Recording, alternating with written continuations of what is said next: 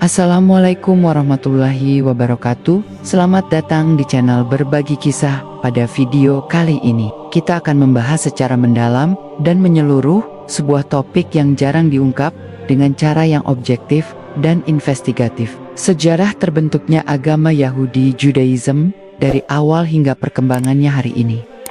Kita akan menelusuri perjalanan panjang Bani Israel dari masa Nabi Musa alaihissalam, memahami bagaimana wahyu yang diturunkan Allah mengalami penyimpangan dan interpretasi manusia, hingga terbentuknya berbagai aliran yang ada saat ini: Orthodox, Konservatif, Reform, dan Reconstructionist. Video ini akan mengungkap fakta-fakta sejarah yang sering tersembunyi dari sorotan publik, menelusuri perilaku dan penyimpangan tiap aliran menurut perspektif Islam, dan menunjukkan bagaimana pola yang sama muncul sejak zaman kuno hingga era modern. Bismillah, mari kita mulai ceritanya.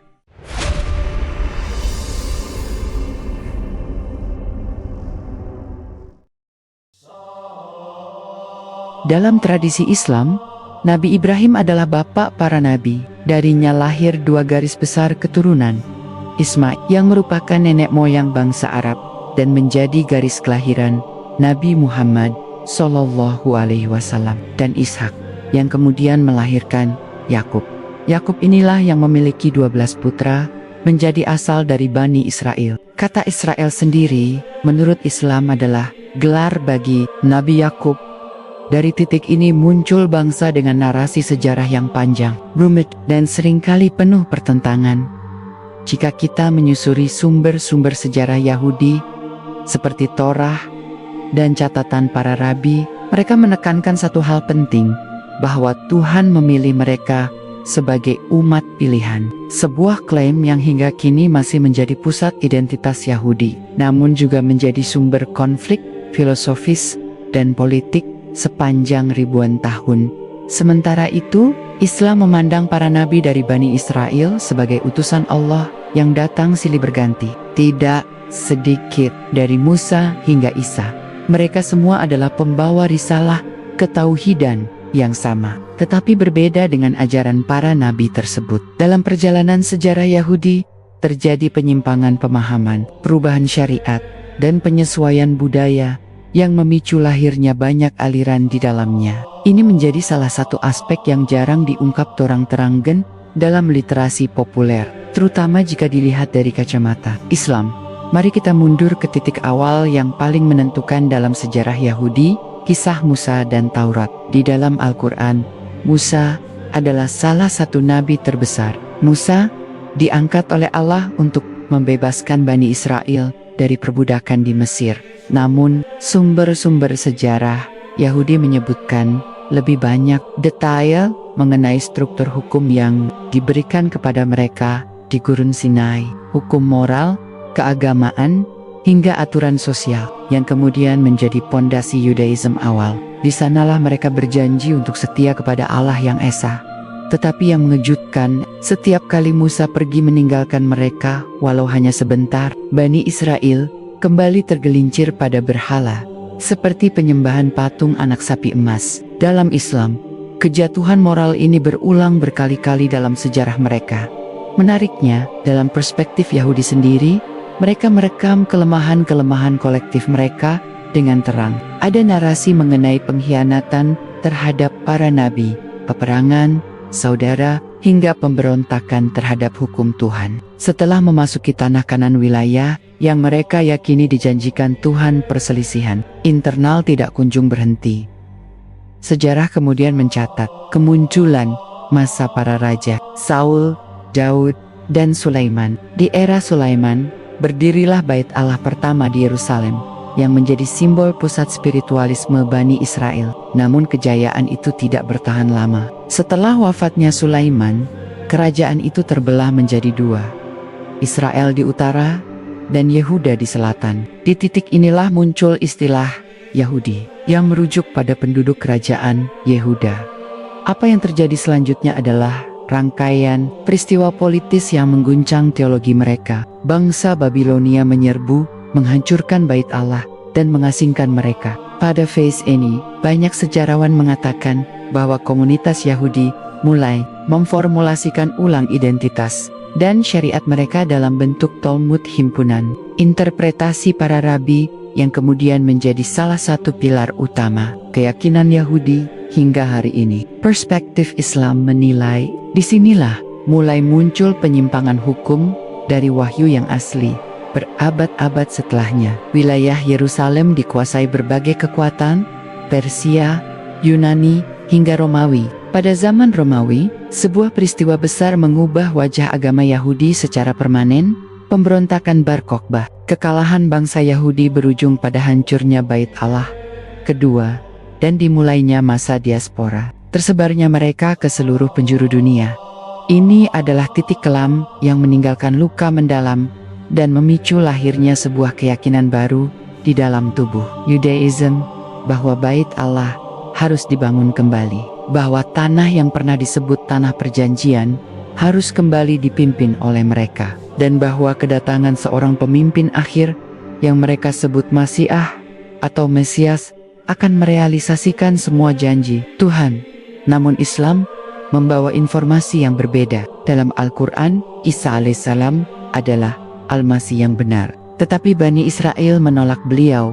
Bahkan menurut teks Islam, sebagian dari mereka bersekongkol untuk membunuhnya. Setelah penolakan ini, menurut hadis-hadis syahih dan tafsir para ulama Ahlus Sunnah, banyak hukum baru diturunkan melalui Muhammad SAW sebagai penyempurna. Hal ini menandai bahwa risalah kenabian tidak lagi terikat dengan satu bangsa tertentu. Memasuki abad pertengahan, komunitas Yahudi hidup di bawah berbagai pemerintahan Islam. Banyak fakta mencengangkan. Di bawah kekuasaan Muslim di Andalusia, Yahudi mengalami masa keemasan yang mereka sebut The Golden Age of Judeo-Islamic Culture. Sementara di wilayah Kristen Eropa, mereka mengalami tekanan berat, diskriminasi, hingga pengusiran massal. Sejarah ini berlanjut hingga muncul aliran-aliran Yahudi modern. 3 kelompok terbesar adalah Orthodox Judaism yang mempertahankan banyak hukum kuno, Conservative Judaism yang menengahi antara tradisi dan modernitas, Reform Judaism yang menafsirkan ulang ajaran agar sesuai zaman.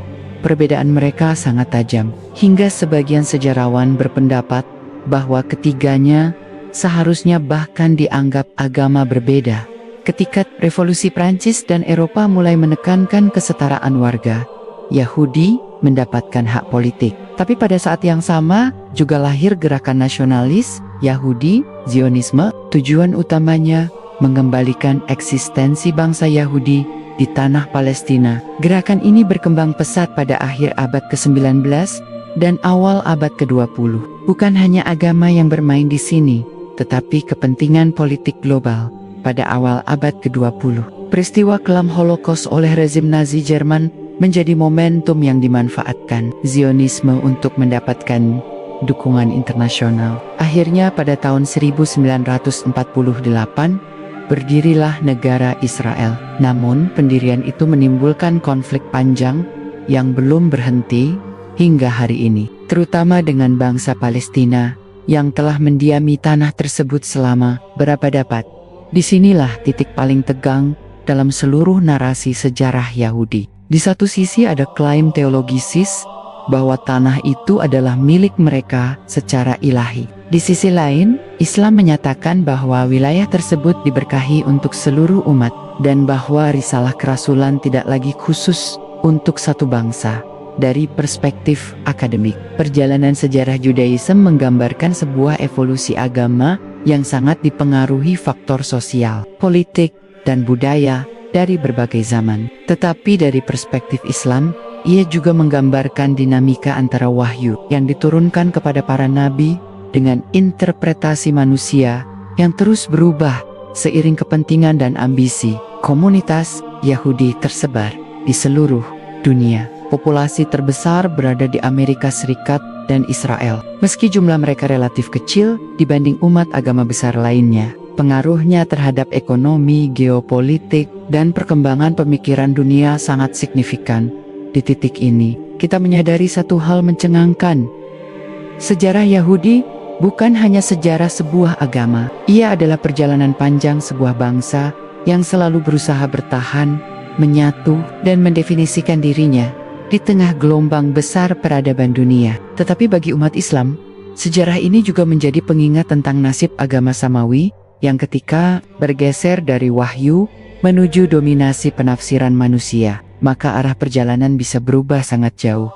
Kita lanjutkan langsung, menyambung dari titik di mana lembar demi lembar sejarah Bani Israel terbuka, dan kita kini masuk ke pembacaan yang ketat hanya berdasarkan Al-Quran, hadis-hadis syahih, dan penjelasan para ulama Ahlus Sunnah wal Jamaah. Sebuah pembacaan yang menuntut ketelitian sumber, menyingkap penyimpangan hukum, dan menaruh fakta di atas meja, tanpa membiarkannya luntur oleh kisah-kisah lemah atau tafsir yang longgar. Dari sini narasi menjadi tajam, investigatif, dan bergerak seperti penggalian arkeologis terhadap dokumen wahyu. Saat kita membaca ulang narasi Musa dan Bani Israel melalui kaca teks Allah, sebuah pola berulang muncul: karunia, kontrak, kelalaian, teguran ilahi. Allah berfirman kepada Bani Israel dalam Al-Quran, Surat Al-Baqarah ayat 40-61. Seruan yang nyaring, ingatlah nikmatku yang telah kuberikan kepadamu. Penuhi perjanjianmu denganku, dan janganlah kamu mengada-ada di muka bumi dengan kebatilan. Ayat-ayat itu bukan sekadar cerita kuno. Ayat-ayat itu adalah catatan kontrak antara Tuhan dan sebuah komunitas yang diberi wahyu. Kontrak ini berulang kali dilanggar, bukan hanya satu kali, dan setiap pelanggaran memunculkan konsekuensi yang jelas dalam teks, teguran, peringatan, hukuman, dan upaya korektif melalui para nabi yang diutus kepada mereka dalam catatan sejarah tekstual versi Islam. Titik pusat penyimpangan kerap terjadi di saat umat diberi ruang otoritatif untuk menafsirkan syariat mereka sendiri melalui kepemimpinan manusia para rabi dan imam yang kemudian mengembangkan tradisi interpretatif yang menjadi Talmud dan literatur rabbinik. Disinilah investigasi kita harus bersikap teliti, bukan menolak sepenuhnya karya intelektual yang lahir dari kebutuhan komunitas, tetapi menanyakan batas antara tafsir yang sesuai wahyu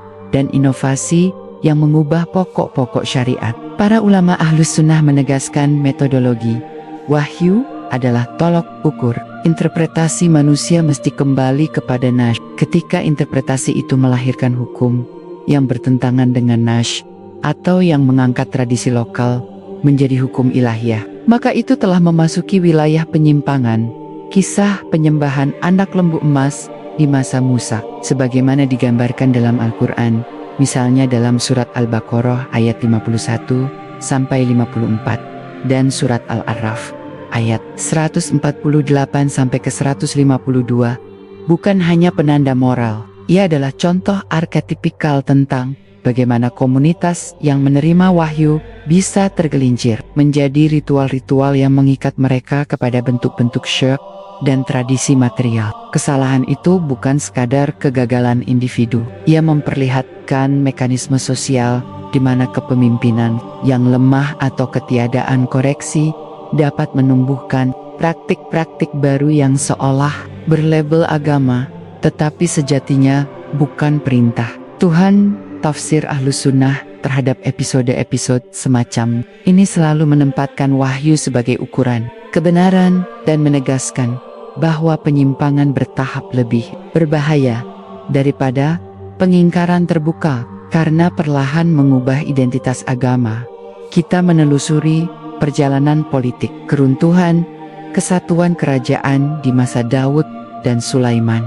pembelahan menjadi dua kerajaan Israel di utara dan Yehuda di selatan, dan akhirnya penaklukan yang memaksa pengasingan eksil. Ini bukan sekadar peristiwa geopolitik, ini adalah titik di mana struktur komunitas agama berubah. Pengasingan Babilonia menuntut refleksi liturgis. Bagaimana mempertahankan iman ketika pusat kultus Bait Allah dihancurkan? Jawabannya melahirkan inovasi, pembentukan praktek ibadah baru, penekanan pada bacaan Taurat, sentralisasi kegiatan rabi sebagai figur otoritas, dan mulai tercatatnya tradisi lisan yang kemudian dipadatkan menjadi korpus hukum rabbinik. Dari perspektif Islam, hal ini adalah masa dujunaya kesetiaan terhadap wahyu asli. Transformasi ritual menjadi sarana yang bisa saja bergeser jauh dari tujuan wahyu. Para ulama Aswaja mengingatkan bahwa perubahan bentuk ibadah yang tidak disahkan oleh wahyu perlu dilihat skeptis, apakah perubahan itu korektif yang sesuai ataukah akumulasi tradisi yang menghapus substansi tauhid. Narasi kita menjadi lebih konkret ketika kita membedah klaim otoritas agama. Dalam tradisi rabbinik pasca Eksat, muncul figur-figur interpretatif yang mendapat legitimasi sosial,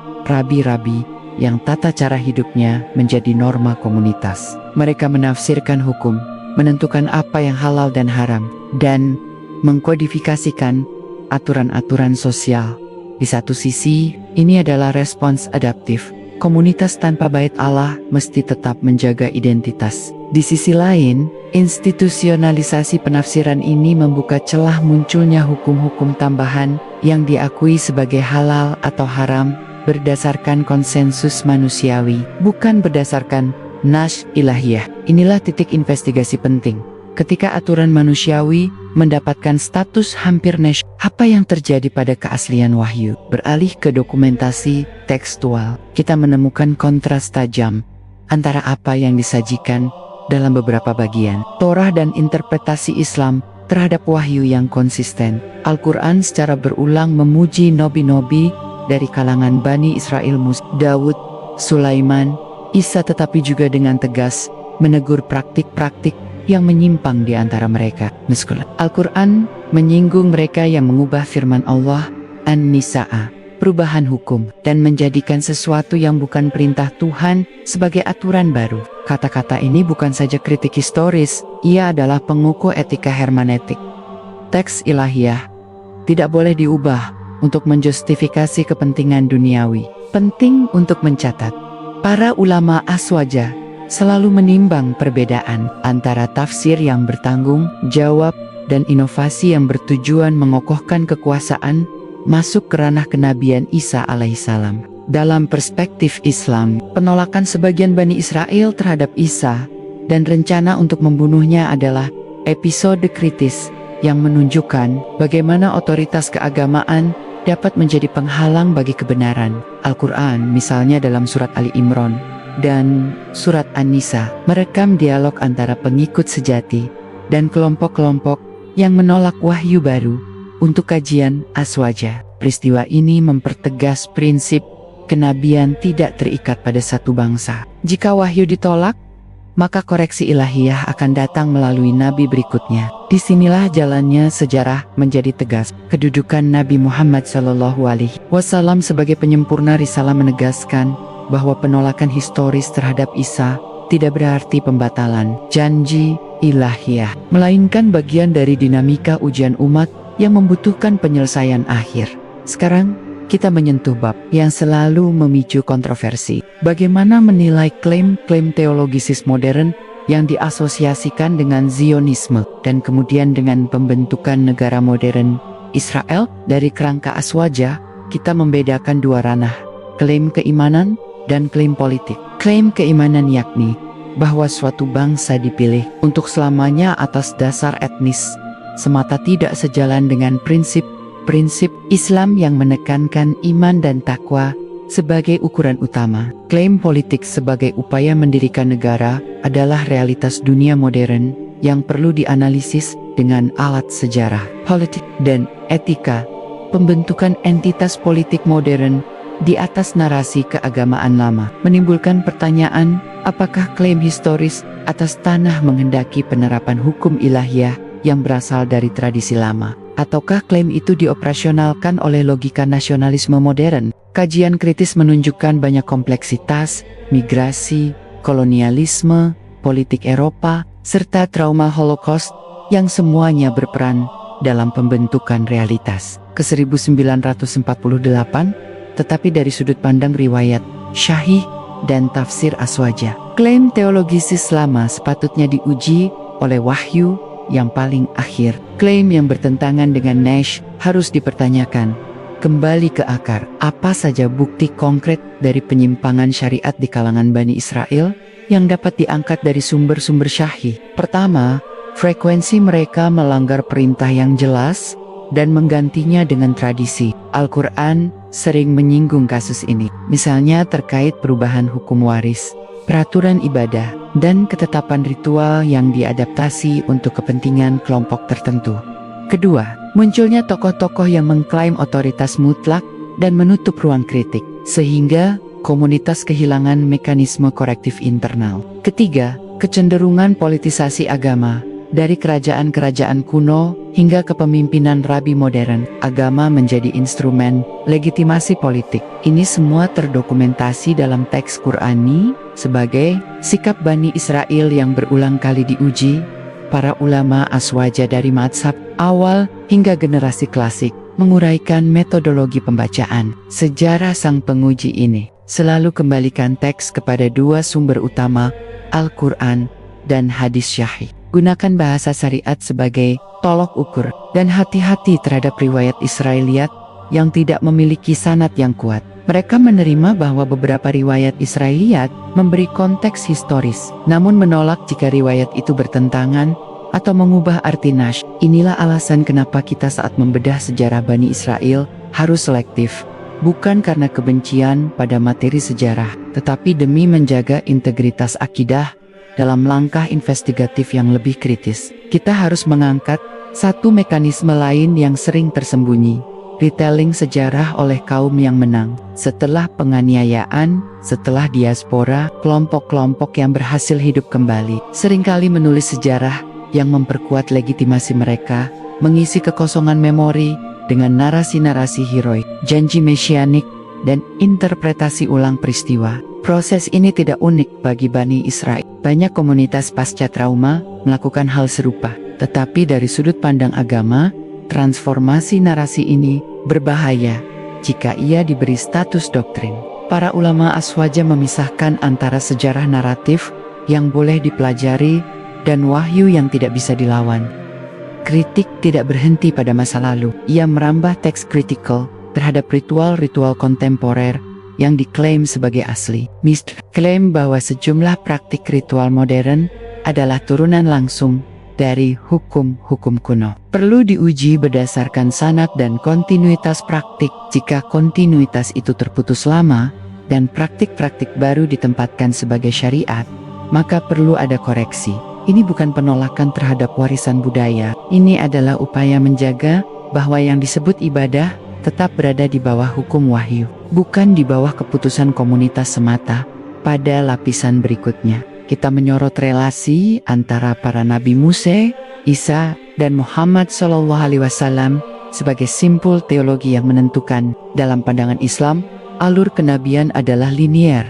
Wahyu yang sama disampaikan berulang dengan koreksi dan penyempurnaan. Musa datang dengan syariat tertentu, Isa datang bukan untuk menghapus, tetapi mengonfirmasi. Muhammad datang sebagai penutup yang menyempurnakan. Ketika kelompok-kelompok menempatkan salah satu kitab atau tradisi sebagai final, tanpa menerima penyempurnaan berikutnya, konflik teologisis lahir. Dengan tegas, Al-Quran menegaskan bahwa risalah Muhammad adalah penyempurna. Ini berarti klaim-klaim yang menempatkan otoritas final pada tradisi rabbinik pasca eksal harus dilihat dengan skeptisisme teologisis. Bukan sekadar polemik, ini adalah perbedaan metodologis tentang sumber otoritas.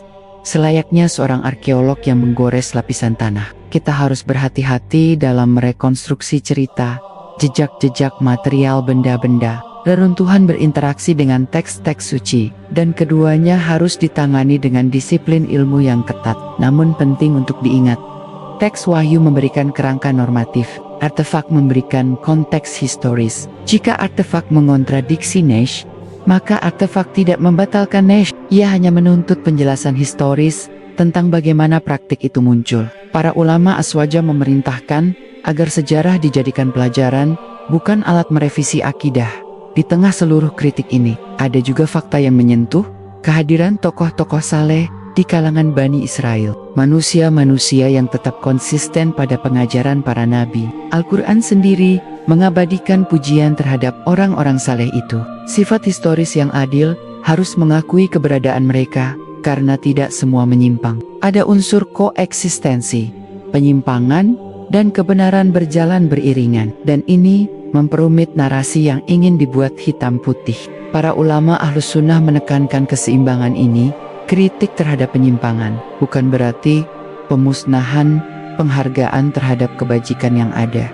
Akhirnya, ketika kita menapaki bab tentang nubuat akhir zaman yang berkaitan dengan peran Bani Israel, kajian Aswaja bersifat hati-hati dan berbasis nas syahih. Ada beberapa hadis syahih yang menyebut peristiwa-peristiwa besar menjelang kiamat, termasuk interaksi umat dan peran negeri-negeri tertentu. Namun para ulama menekankan bahwa detail-detail kronologis dan politis seringkali dicekik oleh interpretasi yang berlebihan jika tidak berlandas pada sanad yang kuat. Prinsipnya tetap, jangan menegaskan apa yang tidak pasti, sambil tetap memahami peran naratif Bani Israel dalam sketsa akhir zaman yang disebutkan secara umum dalam Nash kisah. Ini ketika dituturkan dari sudut pandang Al-Quran dan hadis syahih menghasilkan sebuah narasi yang keras, tajam, dan seringkali menantang prasangka populer. Ia memanggil kita untuk menilai klaim-klaim historis dengan kriteria wahyu, membedakan antara tradisi manusia yang wajar dan inovasi yang mengklaim legitimasi. Ia juga memanggil kita untuk mengakui kompleksitas, bahwa Bani Israel adalah komunitas yang menerima banyak nabi mulia, yang juga mengalami periode penyimpangan, pembaruan, dan reformasi internal. Dan sejak itu perjalanan sejarah Bani Israel tidak lagi hanya soal hubungan mereka dengan wahyu, tetapi juga soal bagaimana mereka memainkan peran besar dalam membentuk alur kekuasaan dunia, menggeser tauhid menjadi keistimewaan keturunan, mengubah kitab suci menjadi legitimasi ambisi politik. Ketika Musa alaihissalam wafat, syariat yang diturunkan Allah kepada mereka mulai mengalami dua cabang besar yang saling bertentangan. Cabang pertama dipimpin para nabi dan ulama saleh yang menjaga kemurnian Taurat, menyerukan ketundukan hanya kepada Allah. Namun, satu cabang lain lahir dari para pembangkang, tokoh duniawi yang memandang wahyu hanyalah alat untuk mengendalikan massa. Mereka menggulirkan ide bahwa keselamatan adalah hak eksklusif bagi keturunan tertentu, bukan untuk umat manusia secara keseluruhan. Dari sinilah muncul keyakinan superioritas bahwa mereka adalah bangsa pilihan, bukan karena ketaatan, tetapi karena darah dan garis keturunan. Ketika raja-raja Bani Israel berdiri, terutama di masa setelah Sulaiman alaihissalam, penyimpangan itu semakin menguat. Mereka mulai menetapkan aturan-aturan baru di luar Taurat, yang kemudian hari menjadi fondasi awal bagi teks-teks yang kelak berkembang menjadi Talmud, kumpulan hukum dan penafsiran ulama-ulama Yahudi yang tidak lagi semata berdasar wahyu, tetapi juga logika politik, kepentingan penguasa, dan narasi dominasi. Inilah titik di mana ulama Ahlus Sunnah wal Jamaah menilai telah terjadi pergeseran tragis dari syariat langit menuju regulasi duniawi yang dipaksakan sebagai suci. Namun Allah tidak pernah membiarkan penyimpangan berdiri tanpa teguran. Maka Allah mengutus nabi-nabi setelahnya, termasuk Zakaria dan Isa putra Maryam alaihissalam, untuk mengembalikan mereka kepada tauhid yang murni. Tetapi sejarah mencatat, sebagaimana disebutkan dalam Al-Quran Surat An-Nisa ayat 155, bahwa sebagian dari mereka membunuh para nabi, mendustakan mereka, bahkan merencanakan pembunuhan Isa yang diutus secara jelas untuk memperbaiki penyimpangan mereka. Ketika Isa membawa kabar tentang kedatangan Rasul penutup sesudahnya, sebagian dari para pendeta merasa kekuasaan mereka terancam. Mereka memilih menolak bukan karena kurang bukti, melainkan karena kehilangan kendali atas pengaruh massa. Setelah Isa diangkat ke langit oleh Allah dan pengikut asli beliau tersebar, kaum yang membangkang justru berhasil memegang kendali spiritual dan sosial. Dari sinilah Talmud berkembang luas, menjadi pegangan yang bahkan lebih dominan daripada Taurat itu sendiri. Menurut ulama Ahlus Sunnah, disinilah tragedi besar itu semakin jelas. Firman Allah terkubur di bawah timbunan penafsiran manusia yang mempertuhankan akal mereka sendiri. Ajaran tauhid dibelokkan menjadi proyek duniawi, membangun identitas agama yang bertumpu pada politik, ekonomi, dan kontrol atas tanah yang disebut sebagai janji Tuhan tanpa syarat taat kepadanya. Mereka lalu meyakini bahwa kekuasaan atas Yerusalem adalah hak abadi mereka. Padahal dalam Al-Quran, surat Al-Maidah ayat 21-26, Allah menegaskan tanah itu tidak akan pernah diberikan kepada kaum yang durhaka. Sejak itu, sejarah dunia menjadi panggung benturan yang tidak pernah padam. Dari masa pengasingan Babilonia, kembalinya ke Palestina, hingga terbentuknya kelompok-kelompok Yahudi rabbinik yang semakin menjauh dari wahyu asli. Ketika kerajaan-kerajaan dunia berganti, mereka terus bertahan dengan strategi yang sama, menjaga jaringan pengaruh, memegang pusat ekonomi dan politik sebagai cara bertahan hidup. Dalam bayang-bayang inilah muncul mitos besar tentang datangnya pemimpin akhir zaman yang akan membangkitkan kejayaan mereka. Sementara Islam memperingatkan bahwa sosok yang mereka tunggu itu justru fitnah terbesar bernama Dajjal. Sebagian dari mereka menganggapnya sebagai pemimpin penyelamat dan raja dunia yang akan menundukkan semua bangsa. Semakin dalam kita masuk ke riwayat sahih Rasulullah SAW tentang fitnah akhir zaman, semakin tampak bagaimana ambisi politik Bani Israel dijaga melalui doktrin agama. Mereka menunggu Mesias yang memimpin dengan dunia, sedangkan Allah menyiapkan Nabi Isa alaihissalam untuk turun kembali, justru guna menghancurkan kepercayaan palsu itu, mematahkan salib, meluruskan keimanan, dan mengakhiri dominasi kedustaan. Di saat itu, bumi akan melihat siapa yang selama ini berdiri di pihak kebenaran, dan siapa yang sembunyi di balik simbol agama untuk mengejar kuasa. Dan pada titik ini, lembaran sejarah mengarahkan kita pada kenyataan yang tidak dapat disangkal. Perjalanan panjang Bani Israel telah menjadi bukti hidup tentang bagaimana kelompok yang menerima begitu banyak nikmat dan wahyu dapat jatuh ke jurang kehancuran ketika kesombongan menggantikan ketundukan. Allah mencatat semuanya, bukan agar kita mencela masa lalu mereka, tetapi agar umat Muhammad belajar dan tidak mengulangi kesalahan yang sama.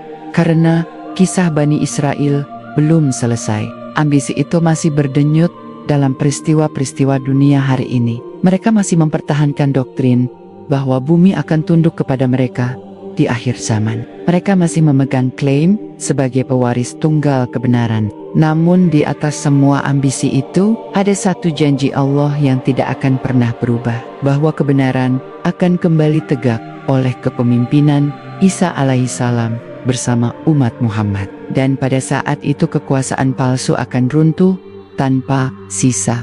Dan inilah yang membuat sejarah mereka begitu penting bagi umat Islam. Karena apa yang terjadi pada mereka adalah cermin dari apa yang bisa terjadi pada siapa saja yang berpaling dari wahyu. Itulah sebabnya Al-Quran mengabadikan kisah mereka bukan sekadar sebagai masa lalu, tetapi sebagai peringatan aktif bagi kita hari ini bahwa agama bukan warisan keturunan, bahwa keselamatan tidak berkait pada suku, bahwa kekuasaan tanpa iman adalah awal dari kehancuran. Dan semakin sejarah memasuki zaman modern, ketegangan antara warisan wahyu dan ambisi duniawi itu menemukan bentuk barunya. Setelah berabad-abad tersebar dalam diaspora, sebagian komunitas Yahudi berupaya menghidupkan kembali tekad lama, kembali menguasai tanah yang mereka yakini sebagai pusat janji suci. Bukan semua di antara mereka sepakat, tetapi kelompok-kelompok yang paling keras dalam politiklah yang mengarahkan langkah sejarah dunia. Disinilah kita menyaksikan bagaimana ajaran-ajaran dalam tradisi rabbinik yang berkembang setelah ditinggalkannya syariat para nabi, terus mendorong narasi keistimewaan yang tidak lagi berakar pada ketaatan, melainkan pada legitimasi historis yang dipahami secara sempit dalam pandangan ulama Islam. Klaim itu bertentangan langsung dengan firman Allah sendiri. Al-Quran Surat Al-Isra ayat 4-8 menyebutkan bahwa ketika mereka membuat kerusakan besar di bumi 2 kali, maka Allah membiarkan bangsa lain mengalahkan mereka. Artinya janji Allah selalu bersyarat, dan syarat utamanya adalah ketaatan pada tauhid. Ketika syarat itu dilanggar, kekuasaan bukan hanya tidak dijanjikan, tetapi dicabut dengan penghinaan di dunia. Fakta historis membuktikan, kehancuran dua kerajaan Israel kuno terjadi bukan karena kurangnya hak waris tanah, melainkan karena penyimpangan dan pembangkangan mereka terhadap hukum Tuhan.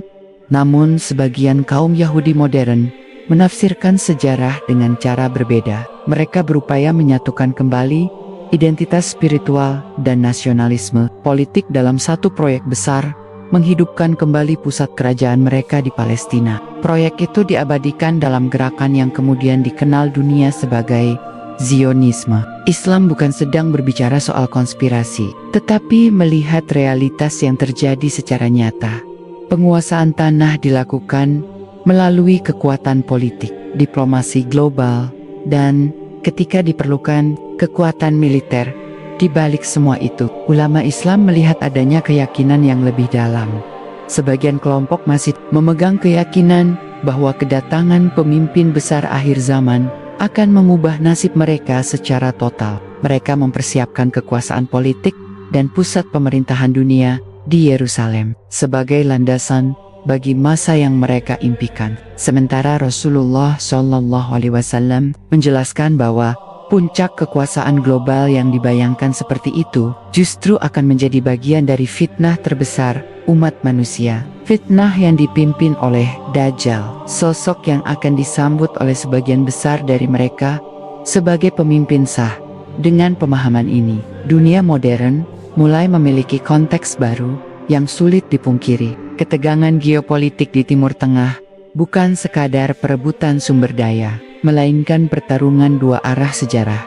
Satu arah berdasarkan wahyu terakhir yang diturunkan Allah, dan satu arah lagi berdasarkan interpretasi sejarah yang dijadikan legitimasi spiritual. Al-Quran tidak diam melihat situasi ini.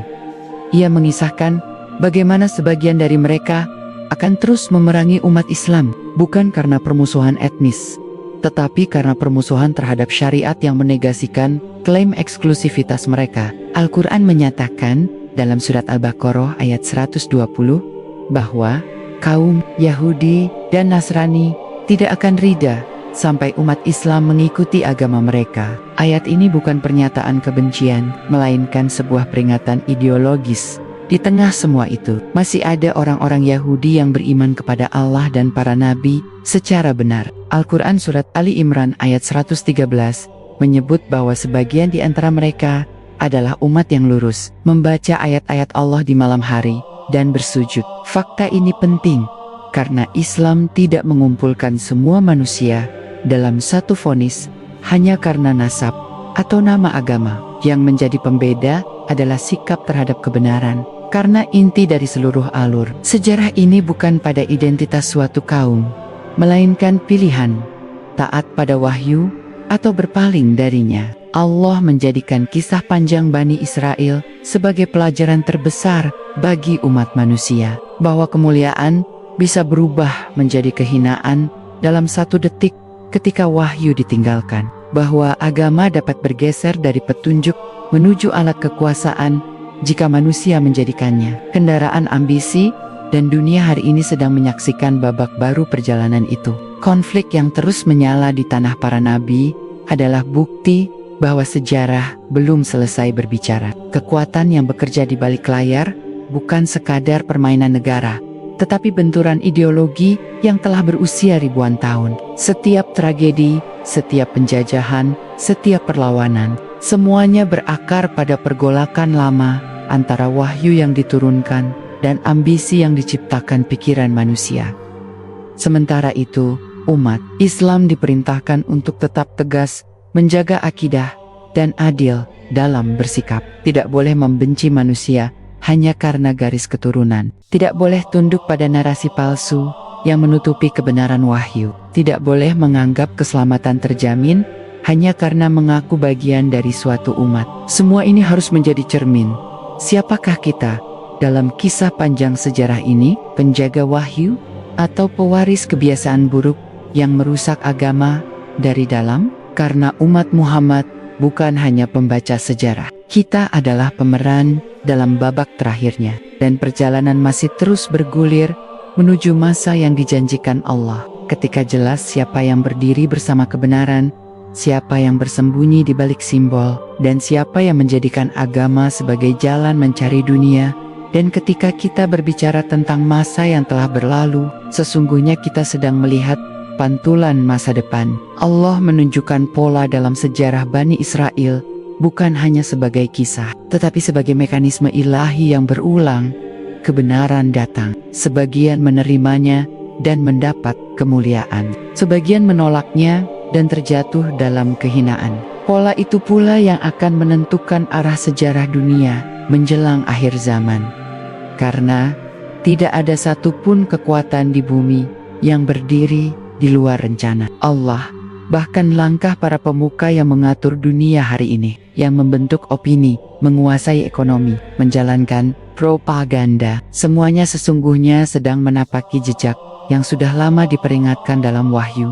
Umat Islam tidak boleh berpikir bahwa kebangkitan kekuatan politik di tanah Palestina pada abad ini berdiri dalam ruang hampa. Ia adalah puncak dari ambisi yang telah dirawat selama 2000 tahun lebih. Ketika mereka merumuskan doktrin bahwa dunia akan tunduk dalam satu pemerintahan global, mereka meyakini itu sebagai penggenapan nubuat. Namun dalam riwayat Islam, pemerintahan tunggal di akhir zaman memang akan terjadi, tetapi setelah kebohongan terbesar dihancurkan, setelah fitnah Dajjal berakhir, setelah Nabi Isa turun dan memimpin dengan syariat Rasulullah Muhammad SAW, maka yang sedang dipersiapkan oleh sebagian dari mereka sesungguhnya bukan kemenangan, melainkan panggung bagi kehancuran mereka sendiri. Itulah sebabnya Rasulullah memperingatkan umatnya dengan begitu detail. Beliau menjelaskan dalam riwayat Syahih bahwa Dajjal akan ditemani oleh 70.000 orang Yahudi dari Isfahan. Semuanya mengenakan jubah-jubah khusus sebagai simbol kebesaran mereka. Ini bukan imajinasi, ini adalah gambaran konkret tentang siapa yang akan menjadi pasukan inti fitnah dunia itu. Maka ulama Ahlus Sunnah memahami bahwa ada poros pergerakan dalam sejarah yang mengarah ke titik itu. Dan hari ini kita melihat kepingan-kepingan puzzle itu mulai menyatu. Namun, umat Islam tidak diperintahkan untuk sekadar menyaksikan. Kita diperintahkan untuk memegang teguh wahyu, bukan larut dalam teori atau cerita. Ketika Rasulullah menyampaikan bahwa akan ada masa di mana seluruh bumi terjangkau dalam jangkauan fitnah Dajjal, sebagian ulama menyebutkan itu adalah gambaran teknologi dan komunikasi global yang memungkinkan dusta tersebar dalam hitungan detik, dan kita hidup tepat di masa itu.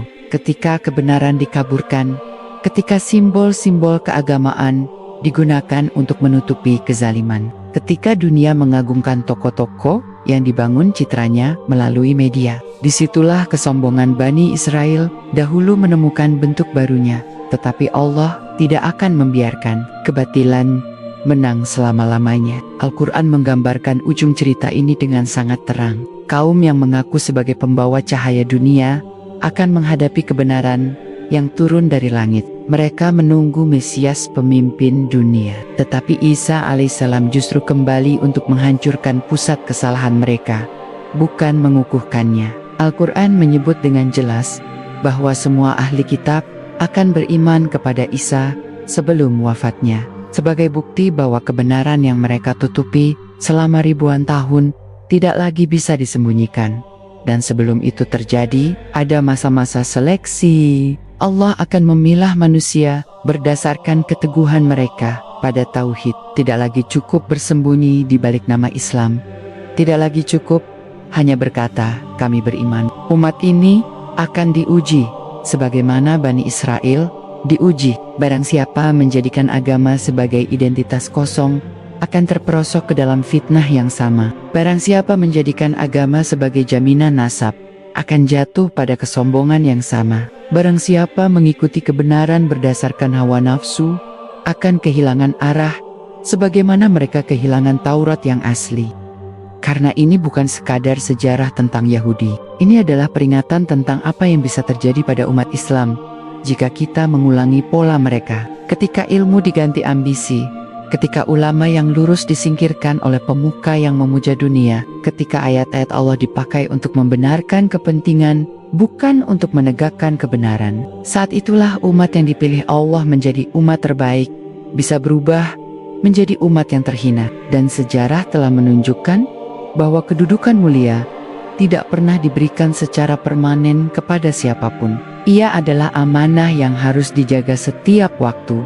Itulah sebabnya Rasulullah memerintahkan kita untuk terus membaca surat Al-Kahfi pada hari Jumat.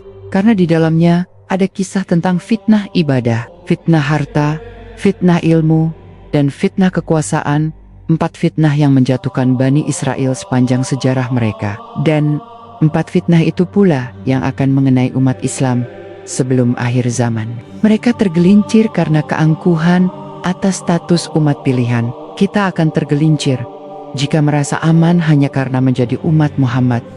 Dan di titik ini, narasi ini tidak lagi hanya tentang mereka. Ini tentang kita, tentang apa yang kita lakukan hari ini ketika melihat ayat-ayat Allah diputarbalikkan oleh politik dunia, tentang apa yang kita lakukan ketika kezaliman terjadi atas nama agama, tentang apakah kita belajar dari sejarah yang Allah abadikan dengan begitu jelas, atau kita biarkan diri kita terhanyut dalam arus yang sama dan jatuh dalam jurang yang sama, karena pertempuran akhir itu akan datang, baik kita siap maupun tidak. Dan ketika itu datang, hanya satu pihak yang akan menang. Pihak yang berdiri bersama wahyu, bukan pihak yang bersandar pada klaim keturunan, bangsa, atau kekuasaan dunia. Kebenaran tidak membutuhkan jumlah, tidak membutuhkan simbol kebesaran. Kebenaran hanya membutuhkan pendirian. Dan hingga hari itu tiba, sejarah akan terus bergerak mendekat pada janji Allah, mengungkap satu demi satu kedustaan, membongkar satu demi satu tirai yang menutupi kebenaran. Tidak ada satupun tipu daya yang abadi, tidak ada satupun proyek duniawi yang mampu menahan datangnya kepastian ilahi. Ketika Allah menetapkan saatnya, semua yang selama ini mereka bangun di atas kebohongan akan runtuh dalam sekejap, dan dunia akan melihat siapa yang benar-benar berjalan di atas cahaya. Seiring berjalannya waktu, agama Yahudi tidak pernah stagnan.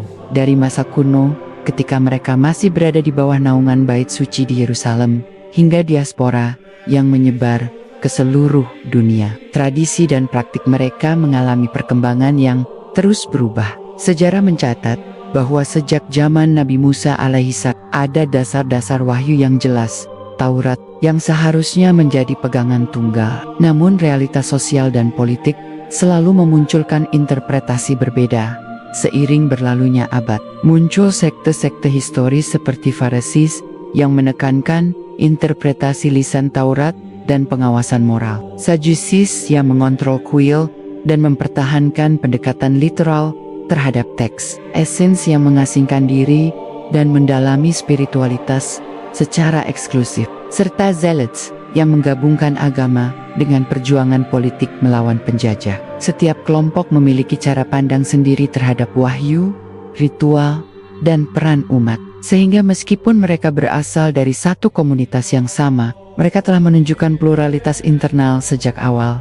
Kemudian, dengan diaspora yang terjadi akibat penghancuran bait suci pertama dan kedua, komunitas Yahudi tersebar ke Mesopotamia, Eropa, Afrika Utara, dan kemudian ke seluruh dunia. Di setiap wilayah, mereka mengembangkan tradisi, interpretasi hukum, dan struktur sosial yang unik, sehingga terbentuk variasi aliran yang berbeda. Di zaman modern, terutama sejak abad ke-18 dan ke-19, muncul 4 aliran utama yang dikenal secara global, yaitu Ortodoks, Conservative, Reform, dan Reconstruction. Masing-masing dengan ciri khasnya sendiri.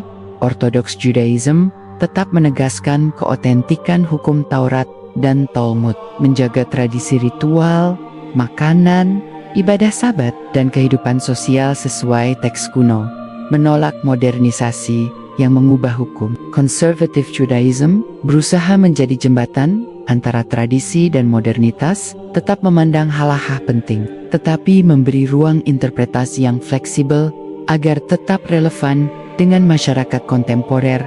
Reform Judaism lebih liberal, menekankan nilai etika dan moral dari ajaran Yahudi, menyesuaikan ritual dan praktik dengan kebutuhan modern, kadang meninggalkan hukum yang dianggap kaku atau tidak relevan. Sementara Reconstructionist Judaism melihat Yahudi sebagai peradaban yang terus berkembang, menekankan fleksibilitas dan pembaruan dalam liturgi, praktik, dan doktrin, memandang identitas keagamaan dan budaya sebagai satu kesatuan.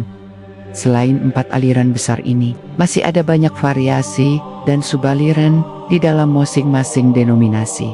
Di Ortodoks misalnya, ada Hasidik yang menekankan pengalaman spiritual dan mistisisme, Ultra-Ortodoks atau Haredi yang menekankan kepatuhan ketat terhadap hukum dan pemisahan dari budaya modern, dan Modern Ortodoks yang mencoba menyeimbangkan kepatuhan hukum dengan kehidupan modern. Ada juga komunitas Yahudi non-afiliasi yang tidak terikat pada satu aliran resmi, memandang identitas Yahudi lebih sebagai warisan budaya atau etnis daripada agama formal.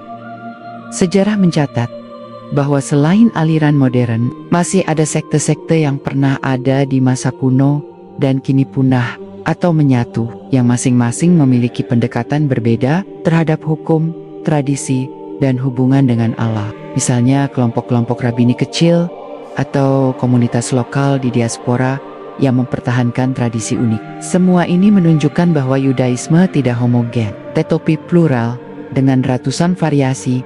Jika semua sekte kuno, aliran modern, dan komunitas lokal dihitung, kehidupan mereka pun selalu berputar antara kesetiaan pada wahyu dan kecenderungan menyesuaikan diri dengan dunia sekitar. Mereka yang tetap berpegang pada hukum Taurat dan Talmud sesuai tradisi dianggap sebagai ortodoks yang mengikuti hukum dengan ketat. Mereka yang mencoba menafsirkan ulang hukum agar relevan dengan modernitas menjadi konservatif, yang menekankan keseimbangan antara tradisi dan perubahan reform, dan reconstructionist menekankan penyesuaian yang lebih jauh, bahkan mengubah struktur ibadah, liturgi, dan peran ritual agar lebih fleksibel, kadang meninggalkan sejumlah hukum atau interpretasi kuno yang dianggap tidak relevan. Sejarah panjang ini menunjukkan bahwa Yudaisme selalu menghadapi tantangan bagaimana menjaga identitas religius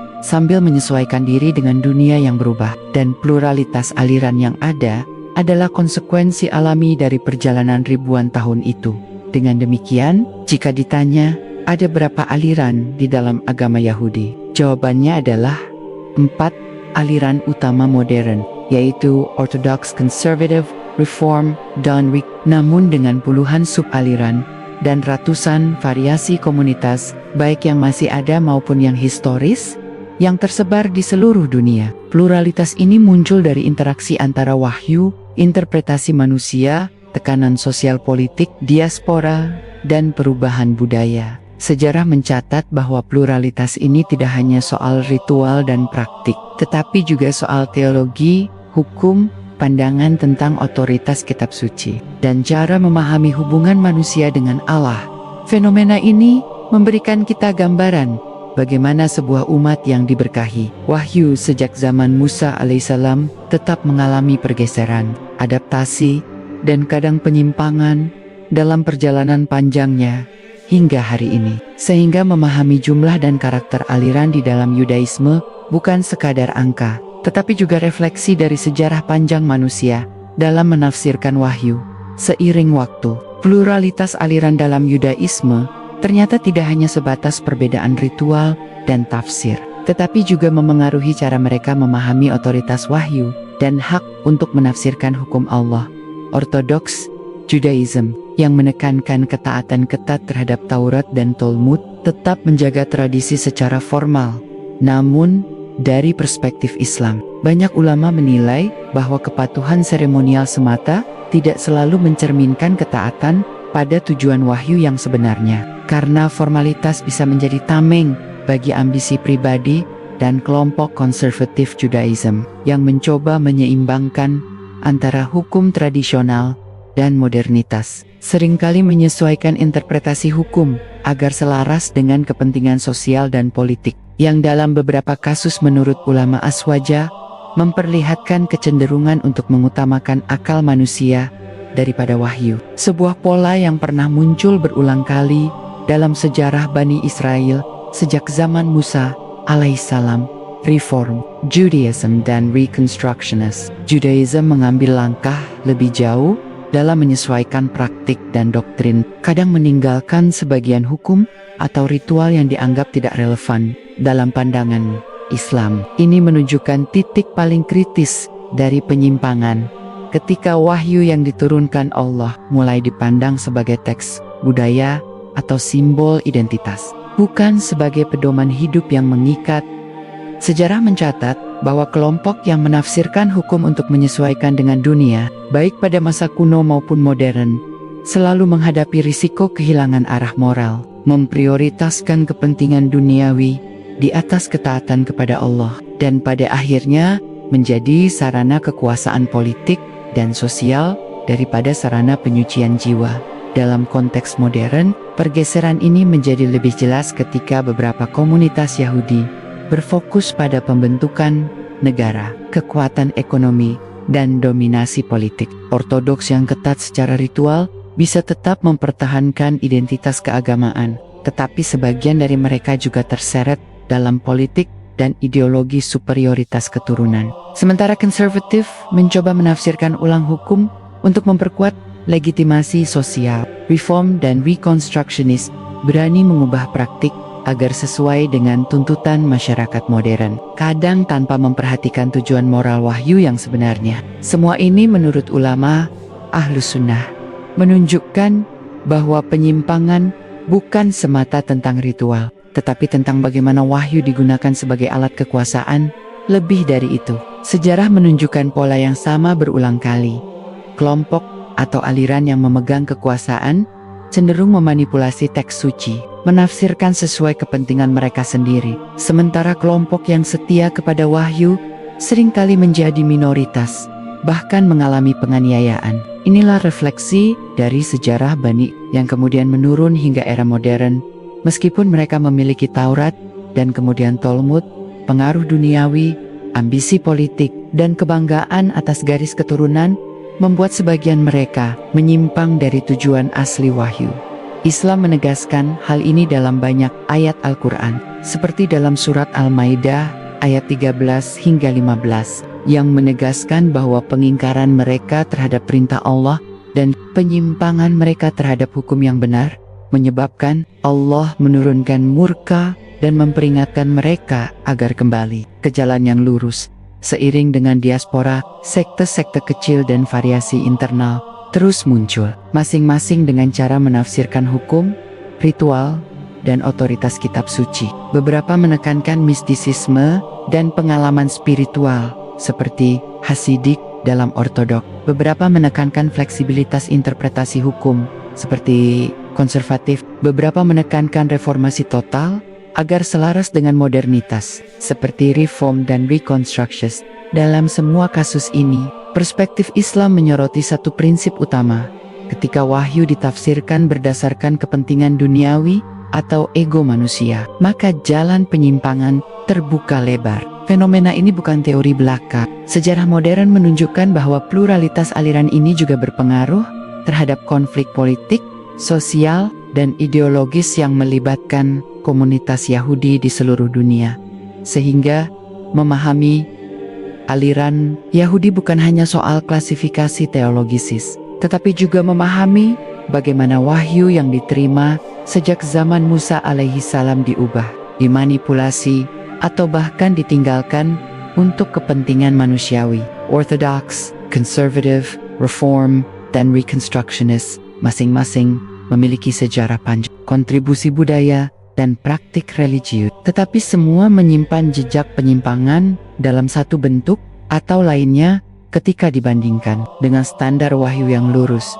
Inilah cermin bagi umat Islam, bahwa pluralitas dan interpretasi yang salah dapat menjauhkan manusia dari tujuan hidup yang sebenarnya, bahwa ketaatan formal tidak cukup jika hati dan tindakan tidak selaras dengan ketundukan kepada Allah, dan bahwa sejarah selalu memberi pelajaran yang tidak boleh diabaikan.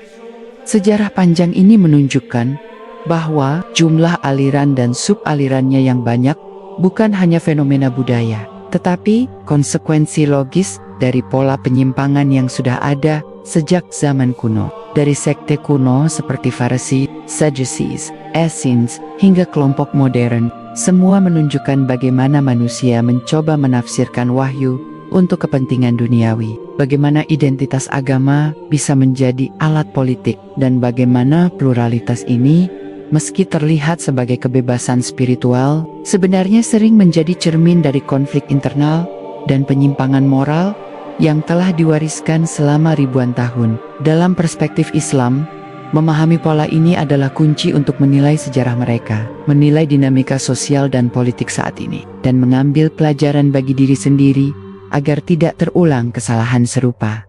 Ortodok Judaism tetap menegaskan kepatuhan pada Taurat dan Talmud sebagai fondasi utama kehidupan religius, menjaga ritual dan hukum seketat mungkin. Namun sejarah menunjukkan bahwa di antara mereka, formalitas kadang menggantikan substansi ketaatan. Beberapa komunitas ortodoks, terutama yang mengakar di Eropa Timur dan Hasidik, menekankan mistisisme, pengalaman spiritual, dan pemuliaan terhadap pemuka spiritual. Dari perspektif Islam, hal ini memperlihatkan salah satu bentuk penyimpangan halus. Wahyu menjadi alat untuk membangun hierarki sosial, di mana kepatuhan terhadap hukum tidak selalu diiringi dengan keimanan yang murni, dan kepatuhan ritual bisa menutupi kecenderungan superioritas kelompok atau elit agama. Dalam beberapa kasus, doktrin bangsa pilihan yang muncul di kalangan ortodoks digunakan untuk mengukuhkan dominasi sosial, mengesankan bahwa keselamatan dan kehormatan bersumber pada identitas keturunan, bukan ketundukan kepada Allah. Sebuah pola yang sama dengan yang dicatat Al-Quran dalam surat Al-Maidah ayat 13-14 tentang penyimpangan Bani Israel masa lampau. Konservatif Judaism muncul sebagai respons terhadap modernitas dan tekanan diaspora. Mereka berusaha menyeimbangkan hukum tradisional dengan kebutuhan masyarakat kontemporer. Namun, dari perspektif sejarah Islam, fleksibilitas ini kadang mengarah pada penyesuaian hukum berdasarkan kepentingan duniawi, bukan ketundukan terhadap Allah. Interpretasi hukum, Taurat dan Talmud dalam aliran ini terkadang digunakan untuk membenarkan tindakan politik atau sosial tertentu, yang pada dasarnya menyimpang dari tujuan wahyu yang menekankan keadilan, moralitas, dan tauhid murni. Pola ini bisa dilihat sebagai kelanjutan dari perilaku Bani Israel kuno, wahyu yang diubah untuk melayani ambisi manusia, sebuah penyimpangan yang diingatkan Allah berulang kali melalui ayat-ayat dan peringatan nabi-nabinya. Reform Judaism yang lebih liberal menekankan adaptasi total terhadap modernitas. Hukum-hukum ritual sering diabaikan atau diubah, liturgi dimodifikasi, dan banyak nilai etika yang ditekankan, sementara hukum yang mengikat secara tradisional dikurangi. Dari perspektif Islam, ini menunjukkan penyimpangan yang terang. Wahyu yang seharusnya menjadi panduan hidup, menjadi alat identitas budaya, atau bahkan simbol kebanggaan intelektual. Sejarah menunjukkan bahwa aliran ini lebih fokus pada hak asasi, etika modern, dan akomodasi sosial, sementara kepatuhan spiritual dan ketundukan pada perintah Allah menjadi subordinat terhadap kebutuhan manusia. Fenomena ini sejatinya mengulang pola lama Bani Israel. Wahyu dikurangi atau ditafsirkan sedemikian rupa agar sesuai dengan ambisi sosial dan politik mereka, dan bukan untuk menegakkan hukum Allah secara murni. Reconstructionist Judaism mengambil langkah lebih jauh lagi, memandang Yahudi sebagai peradaban yang terus berkembang, di mana doktrin, ritual, dan praktik dapat diubah sesuai kebutuhan budaya dan sosial. Dari perspektif Islam, ini menjadi contoh ekstrim bagaimana wahyu yang diberikan Allah kepada umat manusia bisa dipandang sebagai warisan budaya semata, bukan sebagai pedoman hidup yang mengikat. Subjektivitas manusia menjadi rujukan utama, dan hukum yang semula bersifat ilahi berubah menjadi produk konsensus sosial. Hal ini mencerminkan pola penyimpangan Bani Israel kuno ketika hukum Taurat diganti atau diabaikan oleh kelompok tertentu demi kepentingan duniawi. Sejarah panjang, aliran ini memperlihatkan pola yang berulang. Wahyu yang diterima oleh satu komunitas seringkali berubah menjadi instrumen legitimasi sosial, politik, atau budaya. Ortodoks kadang mempertahankan ritual, tetapi menutupi kesalahan moral dengan formalitas. Konservatif menyesuaikan hukum untuk kepentingan sosial. Reform dan Reconstructionist menolak sebagian atau keseluruhan hukum demi adaptasi modern. Semua ini menunjukkan bahwa pluralitas aliran bukan sekadar perbedaan doktrin, tetapi juga cerminan bagaimana manusia cenderung menyimpangkan wahyu demi ambisi duniawi. Sama seperti yang terjadi pada Bani Israel sejak zaman Nabi Musa alaihissalam. Sebagaimana Al-Quran menegaskan dalam surat Al-Baqarah ayat 87 dan ayat 91 tentang penyimpangan mereka terhadap hukum Allah dan pembangkangan terhadap Nabi.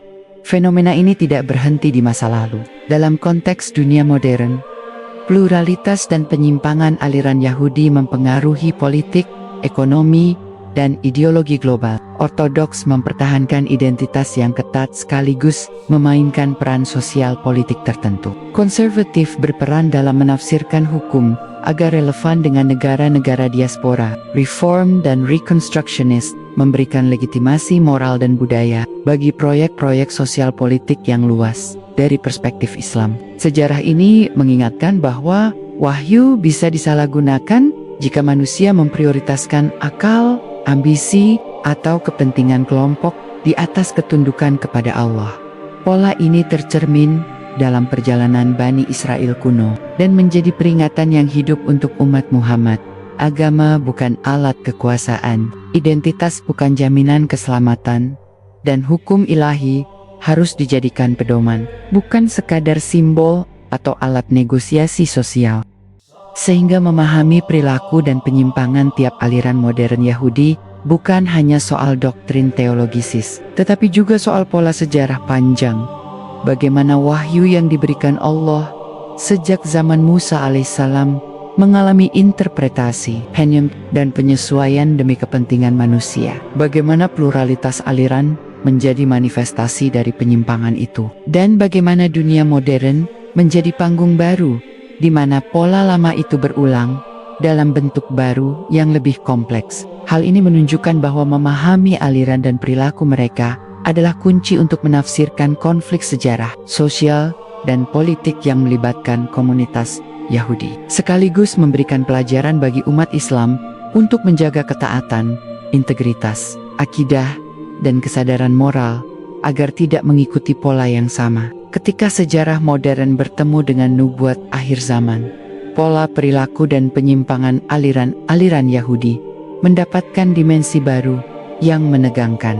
Orthodox, Conservative, Reform, dan Reconstructionist. Meski berbeda dalam ritual dan interpretasi, hukum semuanya berada dalam konteks yang sama, klaim atas tanah suci, dominasi politik, dan pembentukan narasi yang akan memengaruhi tatanan dunia. Islam melihat ini bukan sekadar konflik politik atau sosial, tetapi manifestasi dari pola lama Bani Israel yang berulang. Ketika wahyu mereka disalahgunakan untuk ambisi duniawi, ketika identitas agama dijadikan alat legitimasi kekuasaan, ketika janji ilahi diselewengkan oleh keangkuhan manusia. Dalam nubuat Islam, Bani Israel disebutkan memiliki peran penting menjelang akhir zaman. Rasulullah SAW menjelaskan dalam riwayat syahih bahwa Dajjal akan muncul dan sebagian besar orang Yahudi dari Isfahan akan menjadi pendukungnya, menandakan bahwa kelompok-kelompok tertentu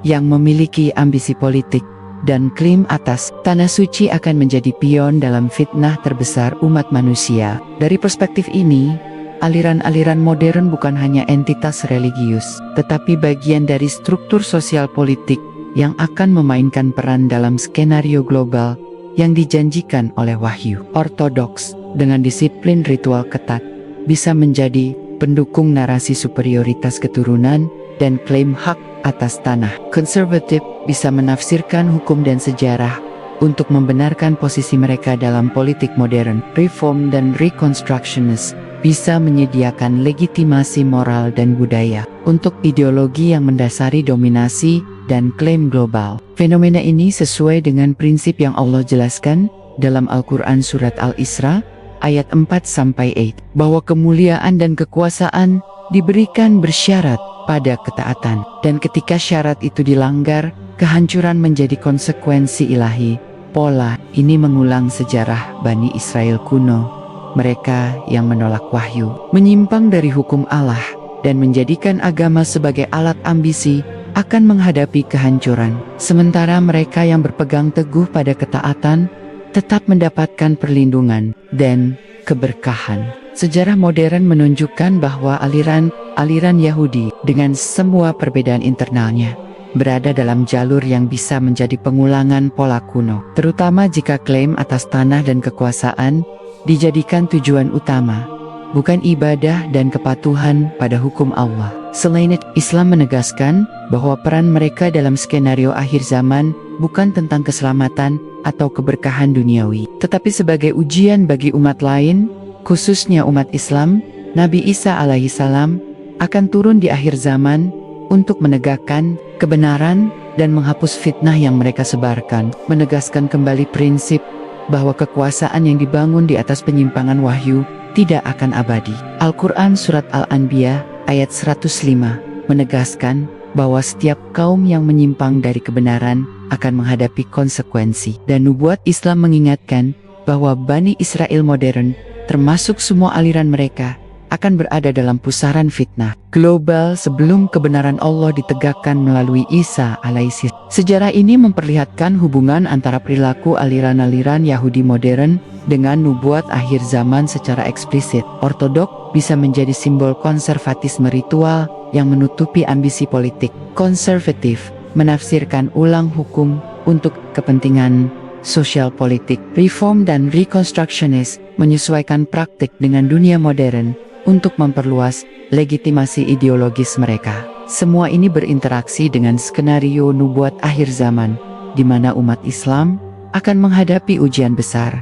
Fitnah Dajjal akan merebak, dan Isa alaihissalam akan turun untuk menegakkan hukum Allah dan menghapus kebatilan yang telah berkembang ribuan tahun.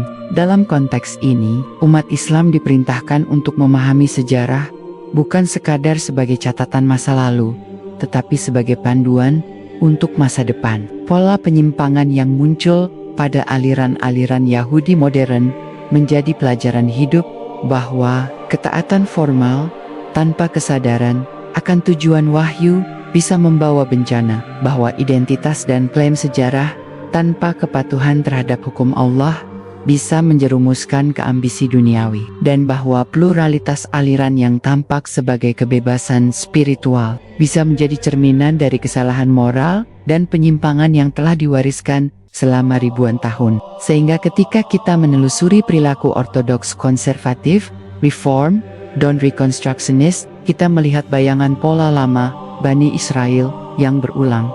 Wahyu digunakan sebagai alat legitimasi, klaim tanah dan politik diutamakan, identitas, agama dijadikan simbol superioritas, dan manusia berupaya menegakkan ambisi duniawi di atas ketaatan ilahi. Semua ini menjadi panggung bagi nubuat akhir zaman, di mana kebenaran dan keadilan Allah akan ditegakkan, dan semua penyimpangan akan dibongkar. Seiring kita menelusuri perjalanan aliran-aliran Yahudi, mulai dari ortodoks, konservatif, reform, hingga reconstructionist, satu pola menjadi jelas. Pluralitas mereka bukan sekadar perbedaan ritual atau tafsir hukum, melainkan manifestasi dari sejarah panjang penyimpangan wahyu yang Allah turunkan melalui Nabi Musa alaihissalam. Ortodoks kadang menekankan formalitas ritual tanpa kesadaran moral yang murni. Konservatif menyesuaikan hukum agar relevan dengan dunia. Reform dan reconstructionist menafsirkan ulang atau bahkan meninggalkan hukum demi kepentingan modernitas. Semua ini dari perspektif Islam mengulang sejarah lama Bani Israel yang menyimpang dari tujuan wahyu, menjadikan agama sebagai alat legitimasi kekuasaan, identitas sebagai simbol superioritas, dan wahyu sebagai instrumen kepentingan duniawi. Dari sisi nubuat akhir zaman, Sejarah dan perilaku aliran-aliran ini menjadi bagian dari skenario besar yang telah Allah tetapkan. Dajjal akan muncul, sebagian kelompok Yahudi dari Isfahan menjadi pengikut fitnahnya, klaim atas tanah suci dan dominasi politik akan semakin menguat, dan umat Islam akan menghadapi ujian terbesar. Nabi Isa alaihissalam akan turun untuk menegakkan kebenaran, menghancurkan pusat kebatilan, dan menegakkan hukum Allah, memperlihatkan bahwa penyimpangan manusia, sekuat apapun mereka menata dunia, tidak akan pernah mampu menghentikan rencana ilahi. Sejarah modern, pluralitas aliran, ambisi politik, dan klaim ideologi hanyalah panggung sementara bagi penggenapan janji Allah. Kesimpulannya, memahami aliran-aliran Yahudi dari perspektif sejarah Islam memberikan pelajaran penting.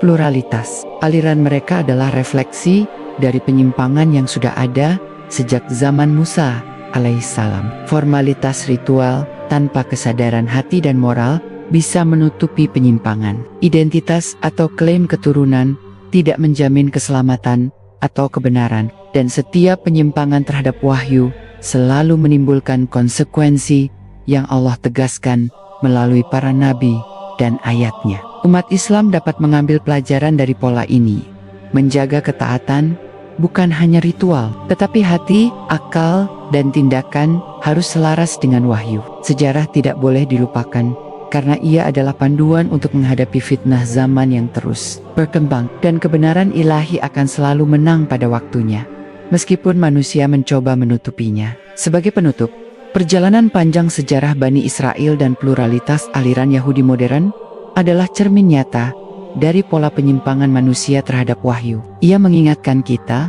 bahwa kekuasaan, identitas, dan ritual tidak boleh menggantikan ketundukan kepada Allah. Dan ketika kita memahami sejarah ini dengan mata hati yang terbuka, kita belajar bahwa hanya dengan iman teguh, ketaatan murni, dan kesadaran moral, umat Islam dapat menjaga diri dari fitnah yang sama dan menegakkan kebenaran hingga akhir zaman. Demikian narasi panjang ini kami sajikan sebagai rekonstruksi sejarah investigatif yang mengungkap pola yang selama ini tersembunyi dan menjadi panduan pembelajaran bagi umat Islam dalam memahami masa lalu, menilai masa kini, dan bersiap menghadapi masa depan yang dijanjikan Allah. Wassalamualaikum warahmatullahi wabarakatuh.